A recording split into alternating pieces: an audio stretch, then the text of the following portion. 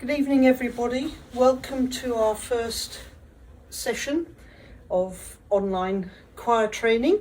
Going to be interesting to know if you think this is worthwhile and how it comes across. But tonight's session, which is about 40 minutes long, is about breath control, which is absolutely at the root of everything that we do, both as singers and as players of wind instruments. And if we're not breathing well and supporting the sound that we're making, then everything else that we do becomes really a bit of a waste of time. So we're going to do some work this evening around getting back in touch with our breathing, our diaphragms, and really having a go at making it work for us.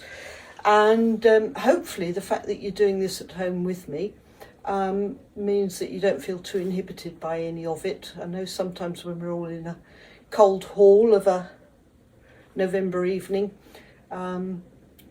feeling yourselves can feel a little bit odd, but hopefully you won't mind giving that a go tonight. So, correct breathing, the very first thing we need to do is to have the correct posture. And at the moment I'm standing down on one hip, and it's really not a good position. It's nice and relaxed, but it's not good for what I'm needing to do. So the first thing is that we need to plant our feet slightly apart, so that they're in line with your hips really. Toes pointing reasonably forward, and your knees need to have a little bit of give in them so they're not locked and rigid. That needs to be nice and comfy. My arms are nice and floppy down beside me, and my shoulders are down. We don't want hunched shoulders at any point. So having got that sorted, if I turn sideways, hopefully most of me, apart from the fat globules, is in a reasonably straight line as well. We don't want to be leaning forwards or overly extended backwards. So that should feel as if our shoulders are on top of our hips and going down through these knees to the floor. So with that in place, then our heads, we should be able to get centered up on our spines as well, to try and make sure that the head is absolutely just loosely sitting on its pinion, so that we're not slightly to one side or the other. So you want to feel that is in the middle. And again, if I turn sideways, we don't want chin sticking out or anything that hunches or tightens the throat. So that wants to feel as if it's just completely straight and natural. So if we're in a comfy position standing up, just before we start to try and do something, let's just touch on how we should be if we're sitting down, because actually, although we probably shouldn't, we always rehearse, don't we, in choirs and when we're playing instruments, we invariably do it sitting down. And if we can see, I've just got the piano stool here, which hopefully you'll be able to at least see what I do. I might have to try and tip that forward just a little bit.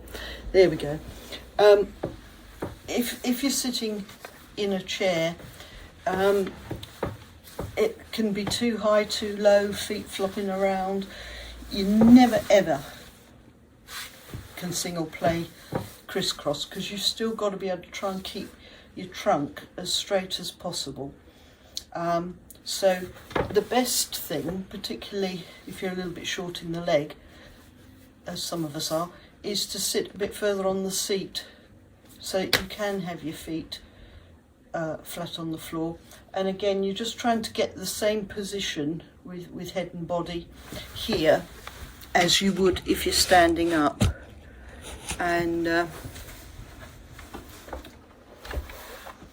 we need to pay some attention to that as well.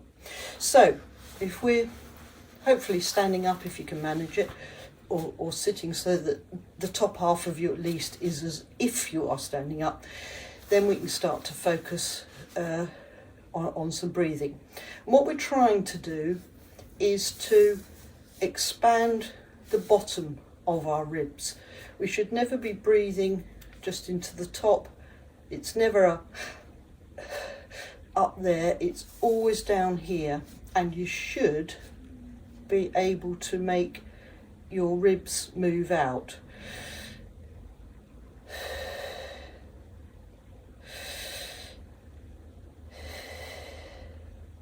So I can feel my ribs pushing my hands out there. And hopefully, if I'm this way round, I should be able to get some movement in front and back as well.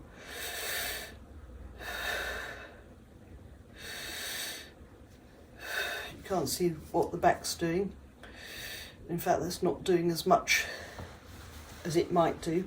But here is a very good place to feel. So I'm not on my waist, I'm above my waist where the ribs start to curve in, and pushing that out.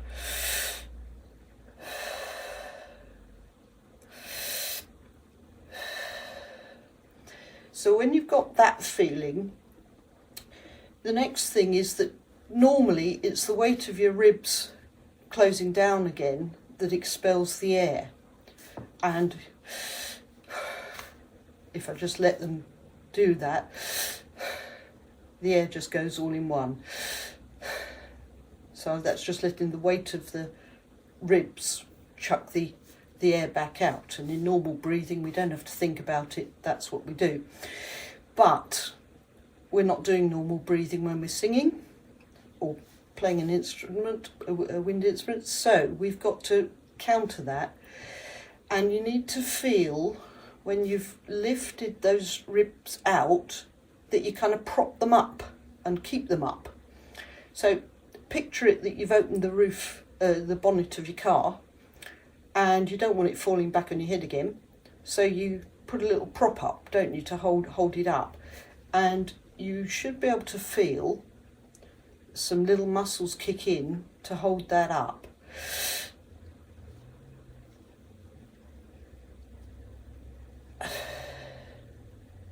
So it's a little bit the equivalent to holding your breath, but it's not quite the same, because you can hold your breath by simply closing your throat and not letting anything out that way. But you're trying to hold those ribs up away so that they don't force the air back out. And there's a little bit of muscular movement here that I can feel that's going in like a little prop. So you might get that. You might have to try it a few times before you start to feel that. So once we've got those ribs up, we then can control how fast or slow that air comes out. And it's easiest to do it on a nice loud fricative sound. So I'm going to do it on a sound forced through the teeth and the lips. So try this with me. So we breathe in down here, prop, and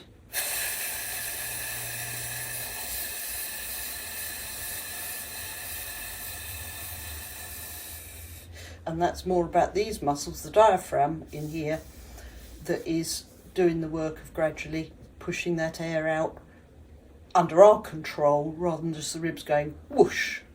So we'll do that again. Let's just try some slow F sounds. So feel yourself pulling, expanding down here.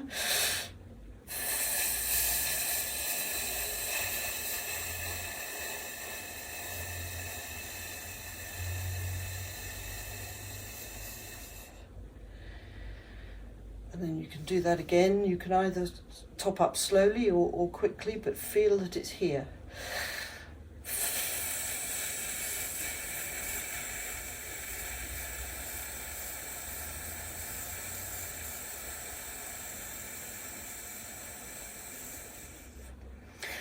Now let's try it on a S sound. So let's top up here.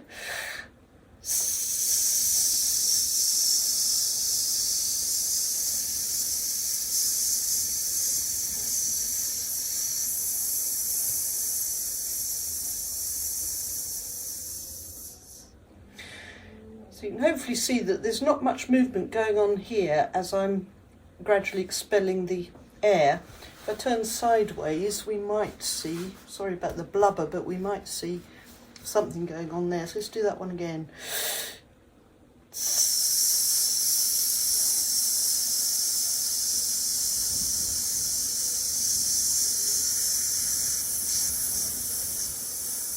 Just a little movement here as the diaphragm muscles, helped by the abdomen muscles, your six-packers would be, doing that work of just gently squeezing it out. So let's try that on a count of 8, nice slow count of 8. So let's breathe that in again.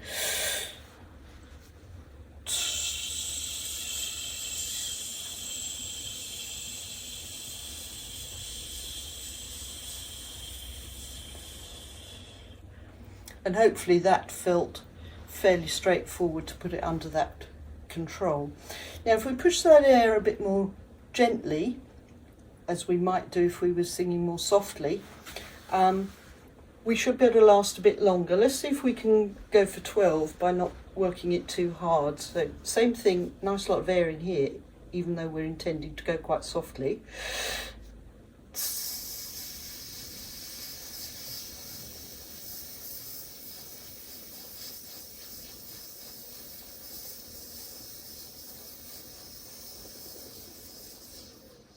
And there's still a bit in the tank spare. If we're needing to be more forceful, we probably can't go as long. So let's go back to a count of 8 this time on a really firm hiss. So breathe in there.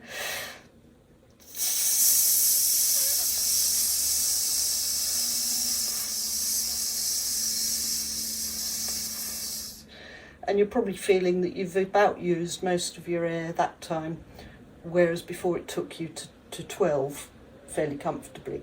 So essentially that is the difference. It's how quickly we push that volume of air out that's going to help us make a difference when we're projecting either loudly or softly. Right, let's try turning that slow count of 8 this time into an actual vocalization. So we're going to keep this all very loose up here, so that it doesn't get in the way, and we'll just do a nice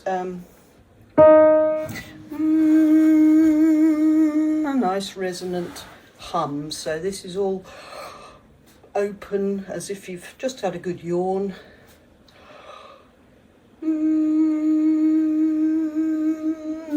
And we'll just hold it on that, and let's see if we can remember a nice breathe, nice open face, and let's do a gentle 8. Here we go.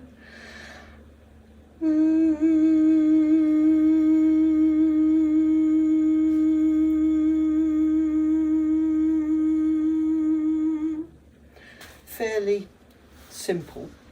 Let's try extending that gently to 12 this time. So go for the gentle, not too much air, but still under control. So ready?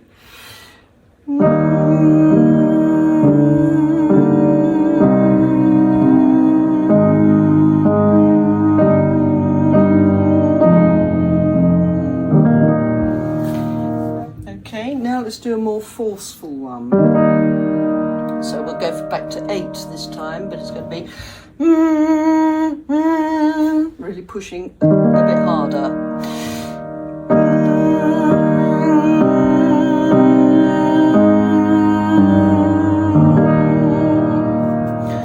And that's about as much as you can do, isn't it? A slow 8 with that more forceful sound.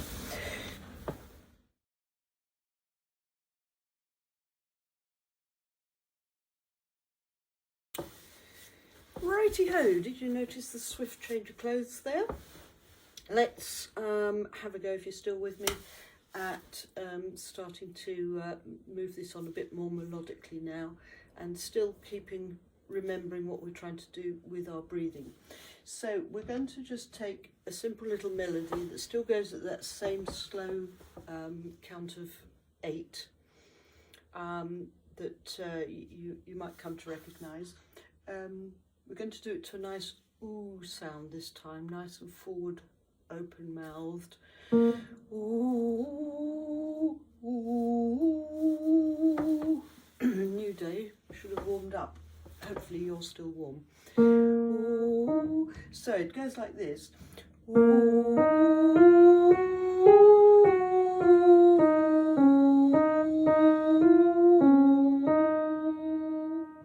So that's literally a slow count of 8. 1, 2, 3, 4, 5, 6, 7, 8. Okay, so let's try that one. So nice ooh sound, so nice and loose, upright, taking the air in here, pit prop to hold it up, and let's keep it gently moving. Here we go. Ooh.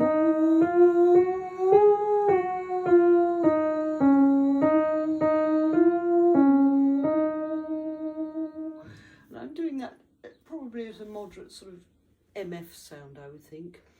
Ooh, it's not ooh, ooh, it's somewhere between the two. Ooh,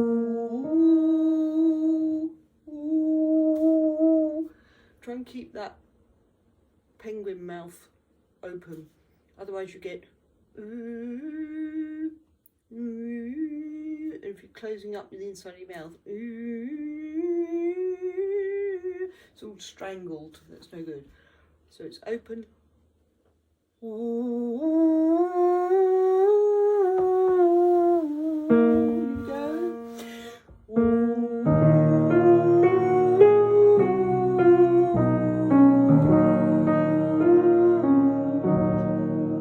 Let's go up.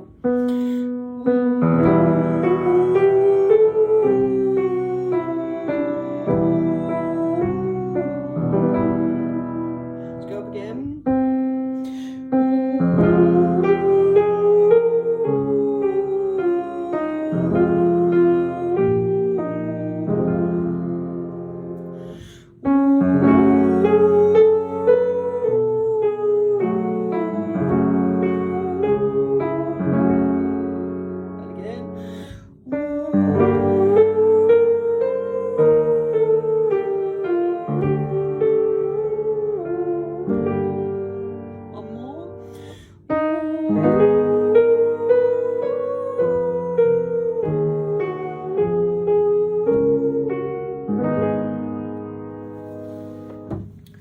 Okay, so hopefully that's feeling pretty under control and comfy. Right, we are going to have a look at Twas in the Moon of Wintertime, as mentioned, 787. And even though I told you we were going to be working on this piece, I'm guessing that some of them are still in your piles of music, some are in another room. It always takes us forever to get the music ready. So here's a brief interlude while you find it.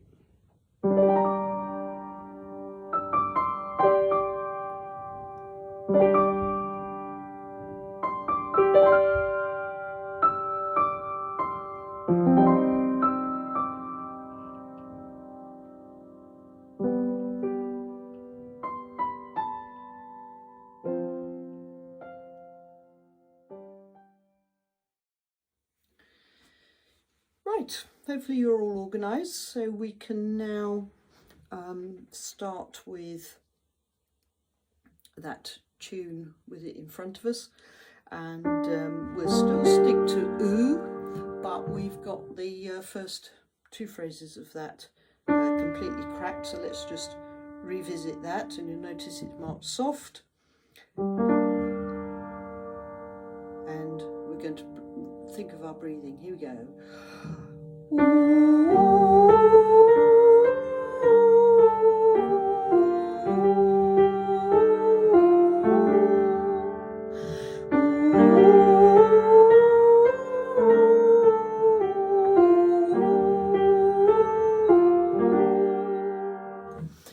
Now, you will notice, and the joy of doing this rather than being live in the hall is I can actually show you what I'm talking about, which doesn't often happen. But down here at the end of the first phrase, we have got a white note with a dot, which is of course worth 3 beats. Now, if we hang on to that for its full 3 beats, as we should do, and then breathe, we hit a problem. And the problem is this.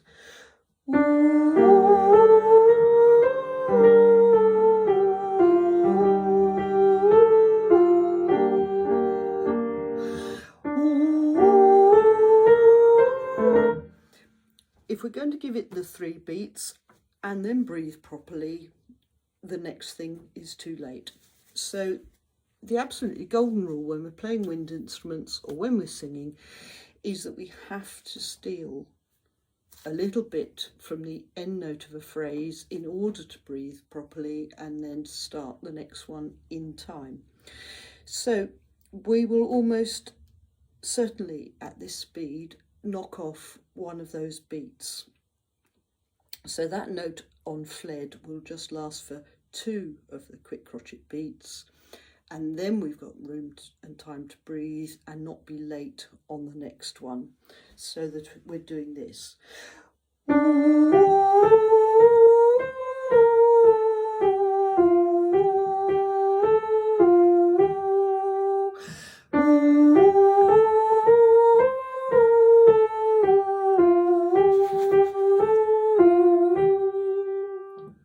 So we can breathe. Okay, now since we've cracked that, let's turn to page 4 and look at what the next phrase does. So I'm at the top of page 4 where the words are before they're light, and it goes like this.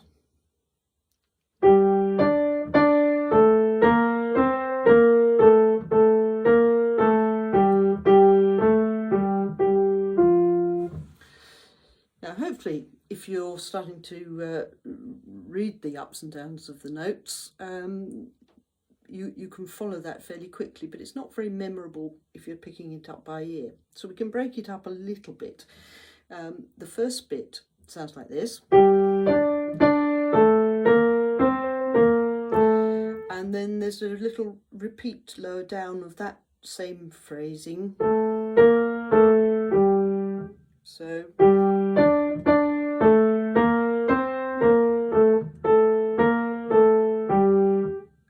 can you hear that little bit being done twice? And then it sounds as though they can do it a 3rd time. But he just tweaks the end of it to make an ending. So it's kind of a 3-part bit of tune, this. And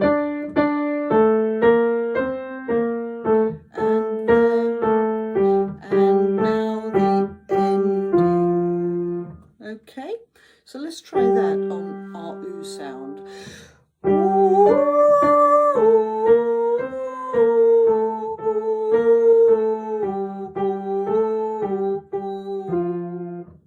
Yeah. Now here we need to breathe, but we haven't really got much time or space in which to do it. We haven't been given a rest, we haven't been given any kind of gap, and we haven't got a particularly long note to steal it from, but steal it we must.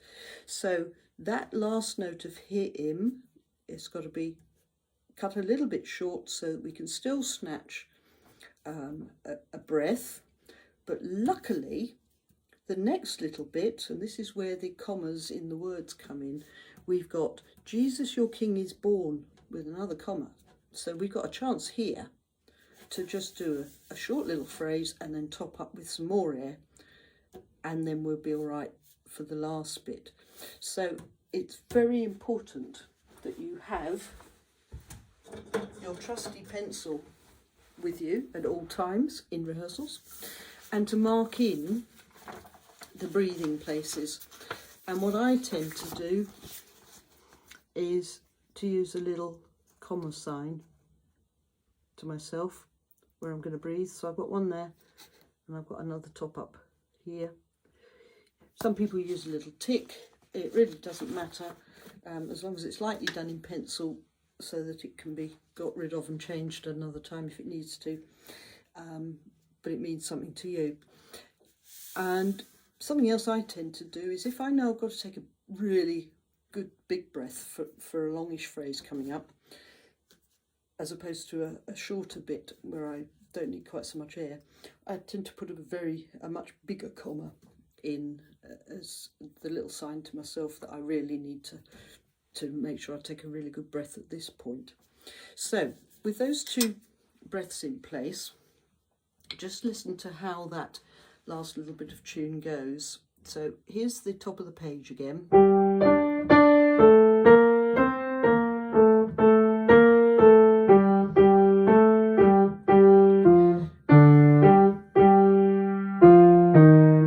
So we've got that little bit.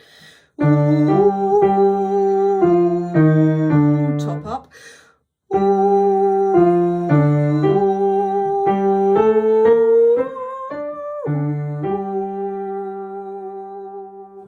Now this last bit from Jesus is born in excelsis Gloria is another of the slow eights, but with another little tweak. Just have a listen to it. 1, 2, 3, 4, 5, 6, 7, 8, 9, because it's tying over the bar, so it's 9 of our slow beats. So we really got to have those little top ups to get us through that. So let's go from, top of the page, why not? Here we go, from the before their light phrase. Here we go.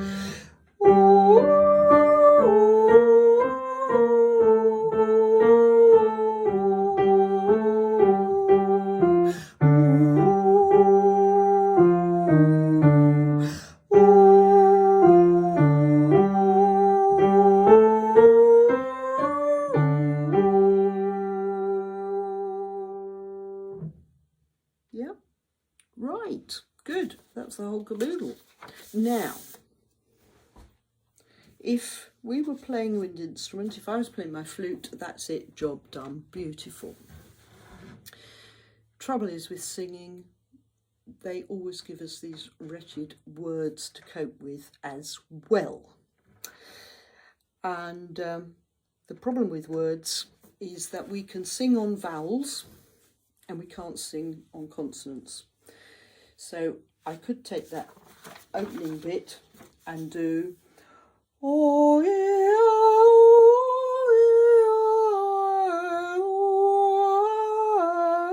oh, yeah, which is just the vowels out of that text. Completely nonsensical, of course, but I cannot do much with and all the rest of it in there. There's no voice in that, no vocalization. So we need the words to get in the way of our breathing and that column of air as little as possible while it still remains clear. So the easiest thing to do would be to do something like this. Twas in the moon of winter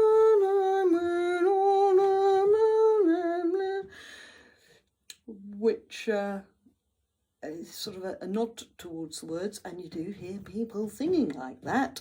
But of course it's incomprehensible and dull as ditch water.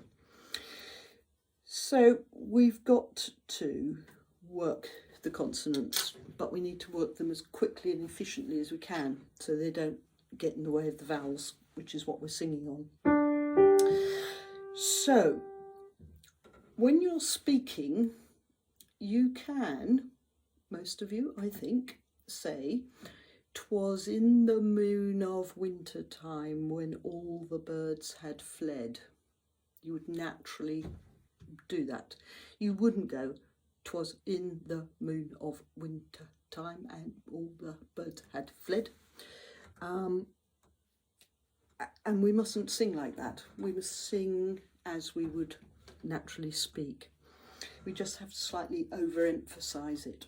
So we're trying to do, "'Twas in the moon of winter time when all the birds had fled." So a little more mouth movement than you would make when you were normally talking is probably what you have got to do. Now I can't see any of you at the moment, so you can pull what faces you like, but that's what we're after. So let's try that with the words and see if we can keep the breath, the nice open sound going, but with some bit of clarity coming into the words. So here we go again. 'Twas in the moon of winter time, when all the birds had fled, that God the Lord of all the earth sent angel cries instead. Before their light the stars grew dim, and wondrous hunters heard the hymn. Jesus, your King is born. Jesus is born in excelsis Gloria. Okay, apologies, I didn't quite maximize my breathing there, but in my defense I'm trying to read in the half dark on a funny angle, standing up, playing the piano. All in all, where's Peter when you want him? But hopefully you're getting some gist of this from there. So we're trying to work the words but still remember our breathing. Okay, then let's have a go at the last section, because I think it's a bit difficult putting parts together like this, but you'll be able to tell me how you get on. So page 8 and page 9, the last verse starts with all the voices except the sopranos, because you're going to have a lovely soaring descant shortly. So this is quite strong, and where possible try and breathe in exactly the same way we've been doing up until now, but you might need to find when you're trying to sing strongly that until you can really develop that bigger lung capacity and stretch those ribs out more, that you perhaps have to take sneaky top-ups. But as long as they're sneaky, that's all right. So, O children of the forest, here we go, 1, 2. O children of the forest free, the angel's song is true. A holy child of earth and heaven is born today for you. Come kneel before the radiant boy, who brings you beauty, peace and joy. Jesus, your King is born. Jesus is born in excelsis Gloria.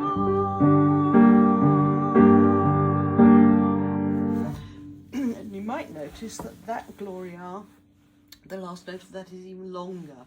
It's a 4-beat note tied to a 4-beat note, or in our slow 2 that we're counting, 2 tied to 2.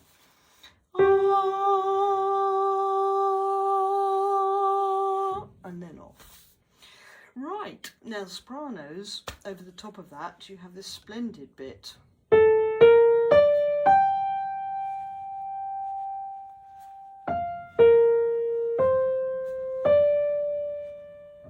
Okay, and this is to a nice open R sound, and you'll really need to open your mouths for this one. I have no idea whether I can achieve a top G without having done much singing for some time, but this is how it goes, sort of, and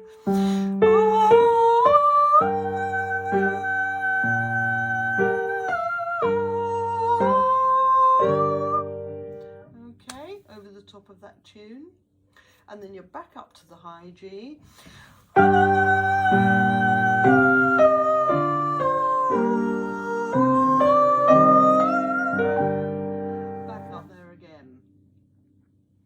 So the tune starts.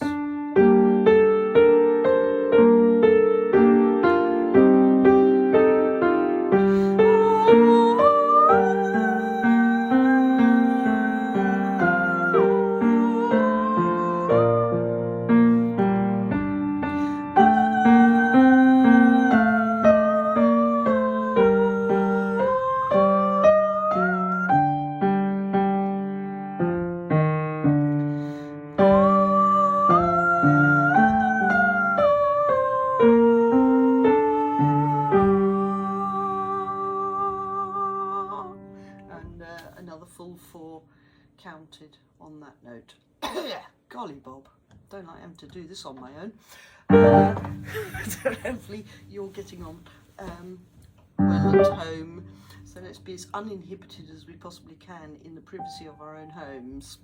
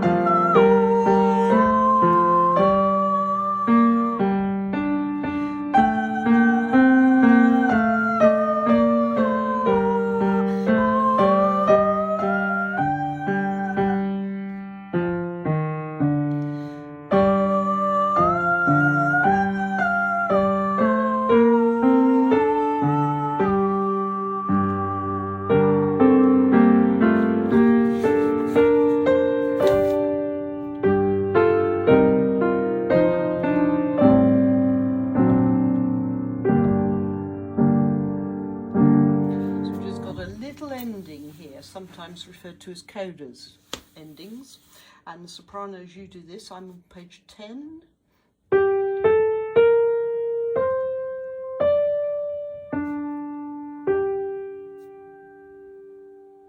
Off. So this is settling down after that big climax on the previous page. In excelsis gloria.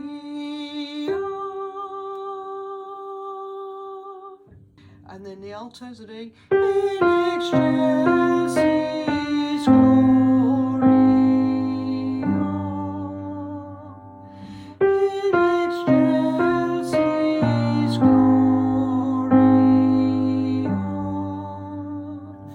Okay, basses you're doing.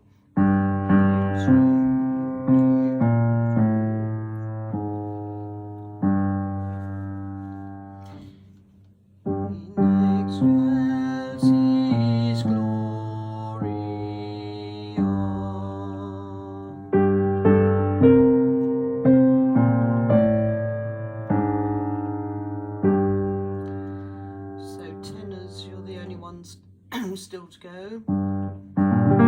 One notes there when we've got into this harmony. In excelsis gloria, in excelsis gloria, and enjoy that little ooh on the second to last note.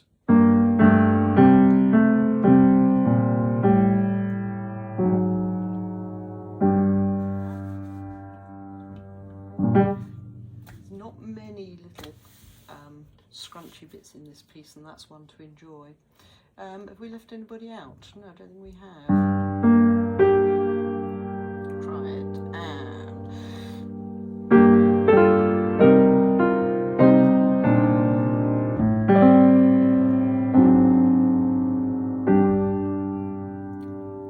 yeah, my hands just physically do not stretch that far.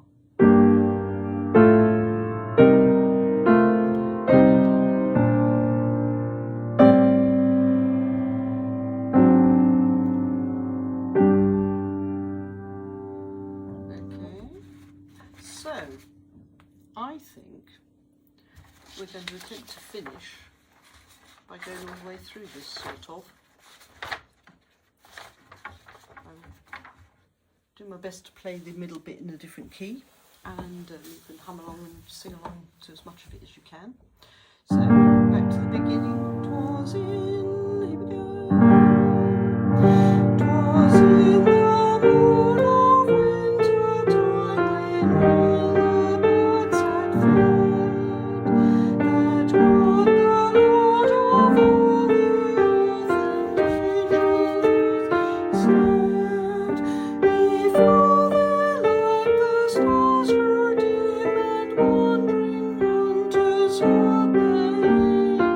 Jesus,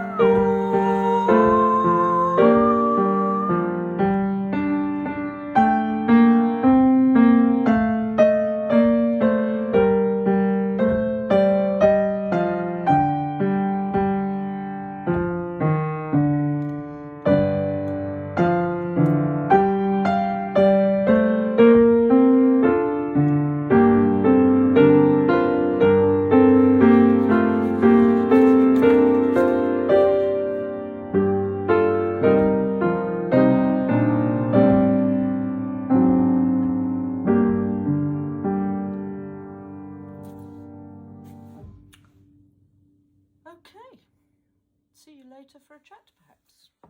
Bye bye.